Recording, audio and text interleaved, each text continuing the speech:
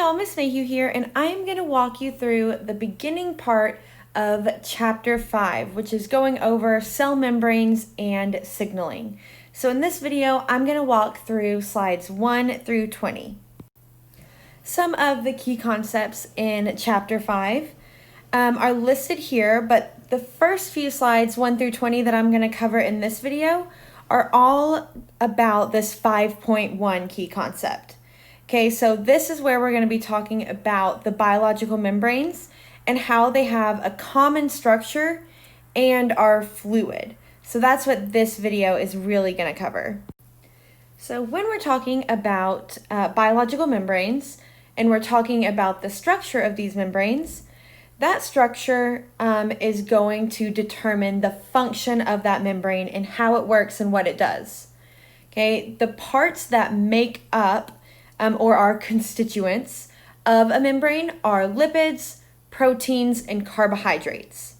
Now, it's important to know that the types of lipids, proteins, and carbohydrates and the amounts of these molecules that make up the membrane are going to affect the function of the membrane.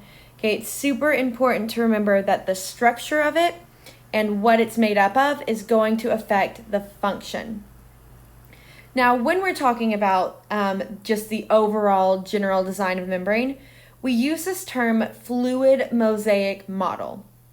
Now, what that means is that although the membrane is made up of all of these parts, those parts are actually able to move around and past each other.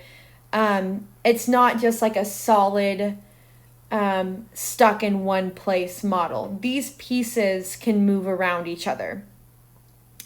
The phospholipids that are the primary component of membranes form a continuous bilayer, which means there are two layers of phospholipids, and they kind of act as if it's a lake that a lot of proteins float on. So here's a diagram of what the membrane looks like. So some things I want to point out is, first of all, and probably most easy to recognize, is this phospholipid bilayer. So if you're looking at this diagram, here is one layer of my phospholipids and my second layer of my phospholipids.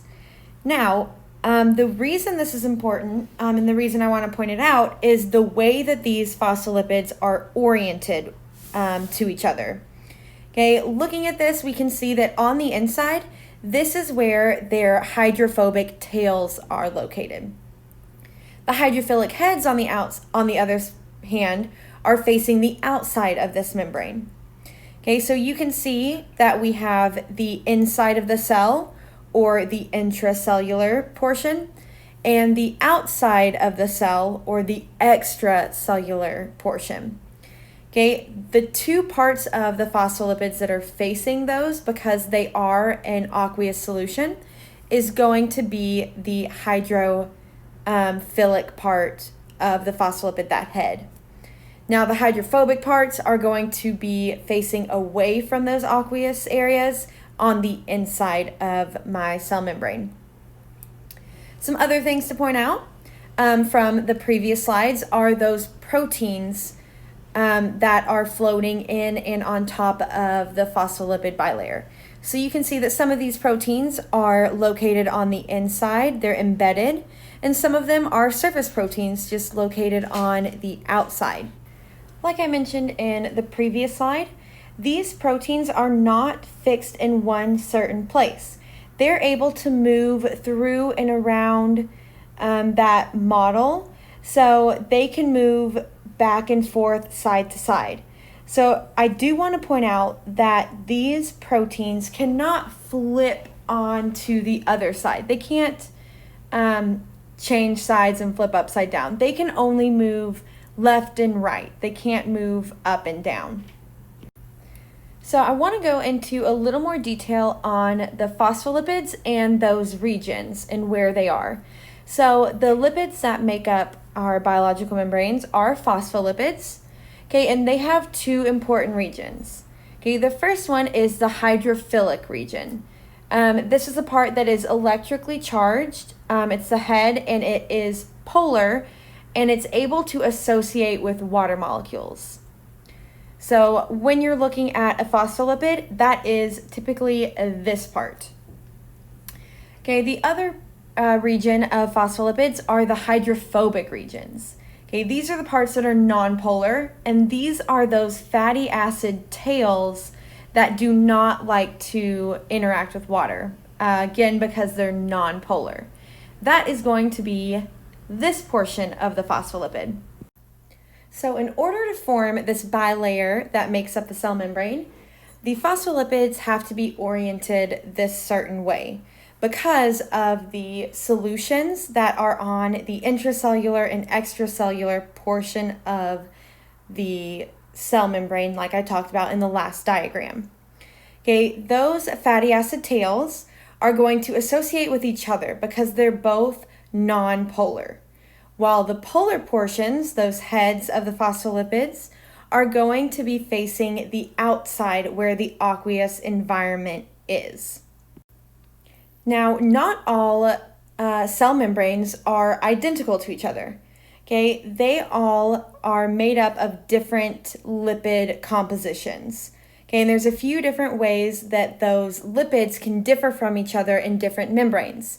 Okay, and remember, the function of the membrane is going to be affected by the structure. Okay, so the three different ways that lipids are going to differ from each other are in the fatty acid chain length. So how long those fatty acid tails are. Okay, the degree of saturation. So how many double bonds are there, or how many hydrogens are on that lipid tail, and what kind of polar groups are present. Now, one important component of membranes that I want to talk about is cholesterol. Okay, now cholesterol is a type of lipid that is a super important part of animal cell membranes. Okay, these cholesterol molecules are going to be embedded in the phospholipid bilayer in a specific way. The hydroxyl groups of this cholesterol molecule are going to interact with the polar heads of the phospholipids. Okay, the rest of the molecule, though, because it is a lipid, is going to be hydrophobic. So the rest of it is going to interact with that tail region of the phospholipid bilayer. Now, cholesterol is super important because it helps to modulate membrane fluidity. In other words, that helps to maintain the fluidity of the membrane, which is what allows those phospholipids and proteins to slide past each other. So here is a diagram of a cholesterol molecule. So I can show you how those cholesterol molecules are oriented within the cell membrane, or that phospholipid bilayer. So like I said in the other slide, that hydroxyl group, that OH sticking out on the end, this is going to interact with the polar regions of the phospholipid bilayer. So these parts are going to embed themselves up there with the phospholipid heads. The rest of this is going to be in the hydrophobic region along with those hydrophobic tails. Now, the fatty acids are what make the membrane somewhat fluid. Okay, and when we say fluid again, this is the ability for some molecules to move laterally within the membrane. Okay, laterally is going to be side to side. Okay, the membrane fluidity and how fluid it is going to be influenced by a few different things. Okay, like we keep saying, the structure is going to influence the function. So that fluidity is influenced by the structures of the lipids. Okay, so that lipid composition, whether it's short, whether it's unsaturated, these two things are going to increase the fluidity. So shorter lipid tails are going to be able to move past each other more easily. And unsaturated chains, which are the ones that have those double bonds, because they are not completely saturated with hydrogens, that is also going to increase the fluidity. Okay, because those can't pack together as tightly as they would if they were saturated. Okay, those little extra bends are going to create some space and allow those lipids to move past each other. One way I kind of think of it is if you are packing a box of books. If you are a really good packer and you pack all of your books in the same direction and they're all right next to each other, okay, and they fill up the entire box really nice and neat, okay, those, whenever you move that box back and forth, those books aren't going to slide everywhere because they're packed in really tightly right next to each other. Now, that's kind of like our saturated lipids. Okay, they don't have any weird bends, and they're all able to pack and fit together very nicely. Okay, so if you think of these zigzags, they can stack right on top of each other, and that's going to hold themselves in place. Now, unsaturated chains, on the other hand, have these double bonds.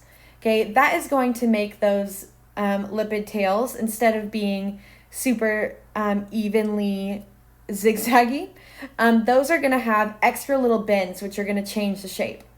Now, whenever this occurs, you can't stack those all as nice and neat as you can a saturated lipid. Now, these unsaturated ones, this is going to be kind of like if I packed my box of books and I didn't pack them in really tightly. Okay, let's say I just threw them in a box. Okay, now they're all kind of jumbled up in there. If I shake that box, they're going to be able to move because they're not holding each other in place. There's that space in between that allows them to move. Another more obvious thing that's going to affect membrane fluidity is the temperature. So temperature is going to decrease in colder conditions, and it's going to increase in warmer conditions. Now, this is something that you can even see just with the lipids that you do know, like think of butter, for example. Okay, when you put it in the refrigerator, it turns into it's hard and solid and not fluid. Then you put it on the stove and you start cooking with it, it's going to melt and it's going to be more fluid and liquidy. All biological membranes contain proteins. Okay, the ratio of the proteins to phospholipids is going to vary. Okay, like I said, not all membranes are identical. Okay, that composition and the amounts of these molecules, proteins in this case, is going to have an effect on that cell membrane. Okay, when we're talking about proteins that are embedded in the phospholipid bilayer, we can kind of label those in two different categories. Okay, we can call them either peripheral membrane proteins. These are the ones that don't have hydrophobic groups to embed them within the bilayer. So they have hydrophilic portions that are going to stay on the outside of that membrane. The other kind are integral membrane proteins. These are the ones that have at least some part of their protein embedded in the phospholipid bilayer. So at least part of the protein is going to have a portion that is hydrophobic, that is able to interact with those phospholipid tails. So in this diagram, we have an example of an integral protein. Okay, we know this is an integral protein because at least part of it is interacting and embedded within the cell membrane itself. Okay, so we have a portion of it, this portion right here, that's interacting with those hydrophobic tails.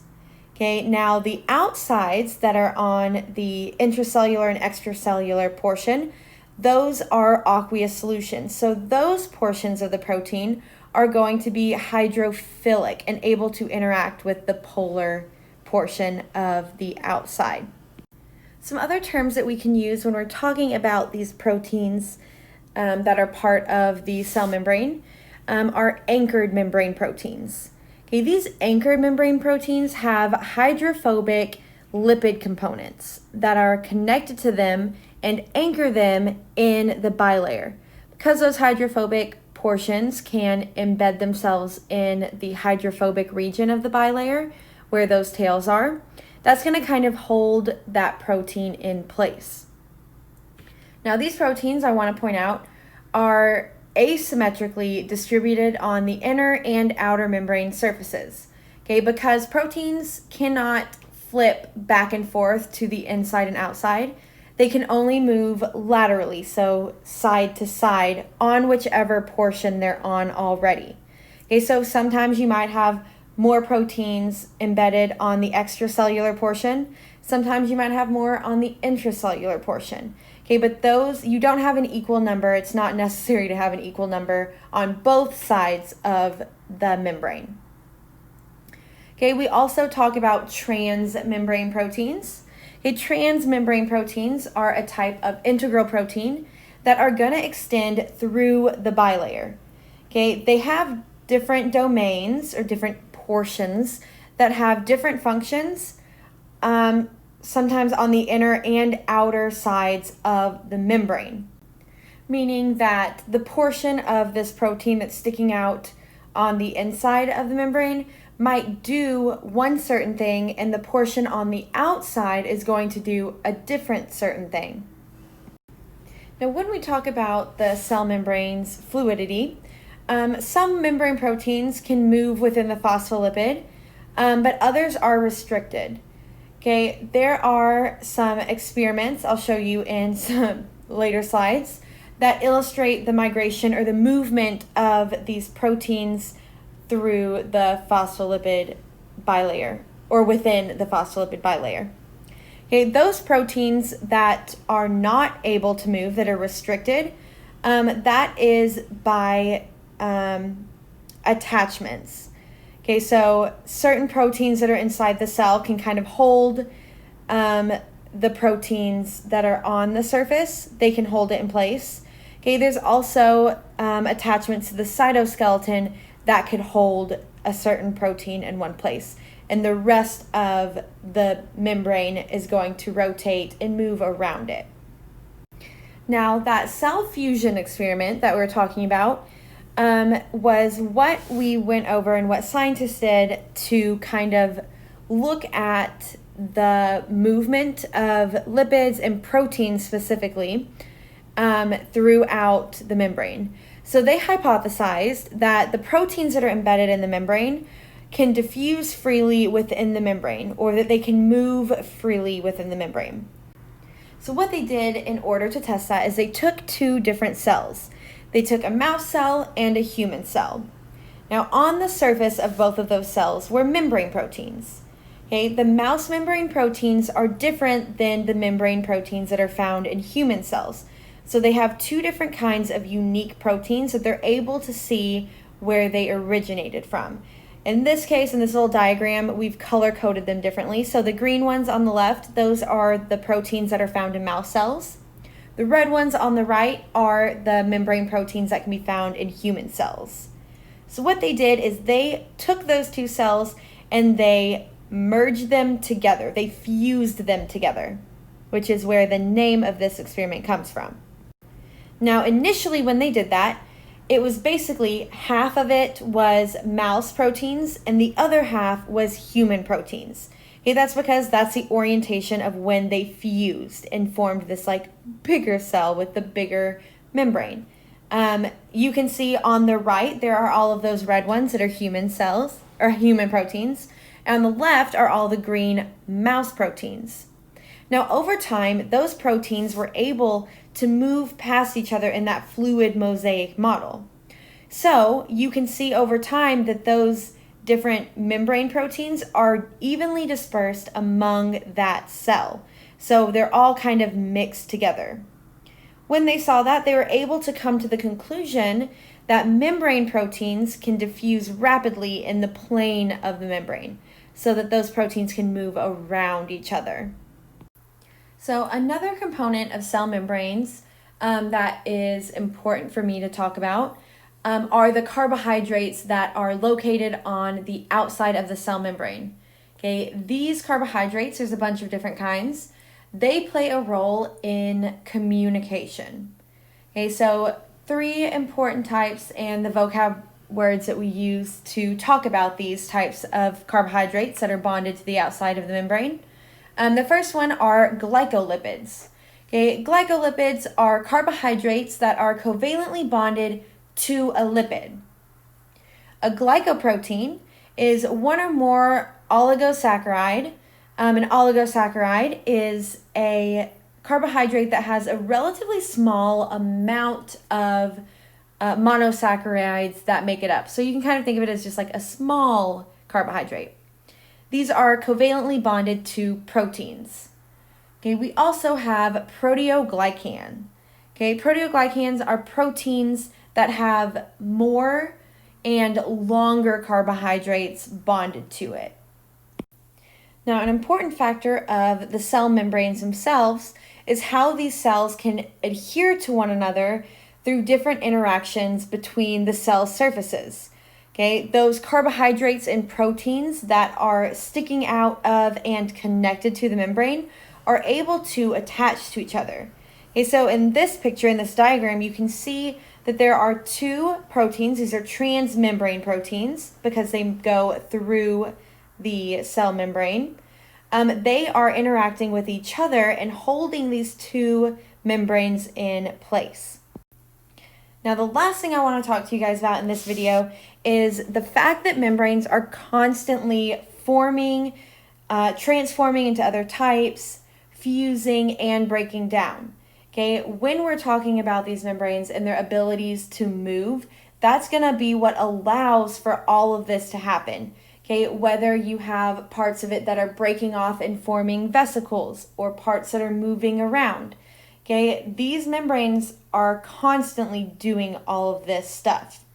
And as I've been trying to stress through this whole entire video, is that although the membranes appear similar and they even have similar molecules that make them up, there are major chemical differences among the membranes, even within a single cell. Different portions of the membranes are going to be made up of major different things and different components and types and amounts of these things, which is going to affect how they work. Okay, so try not to think of membranes as being exactly the same all the time. Hopefully this video kind of helped clear some things up and helped you go through the PowerPoint. If you have any other questions, make sure you email your teacher and we'd love to get back to you. Have a great day. Bye.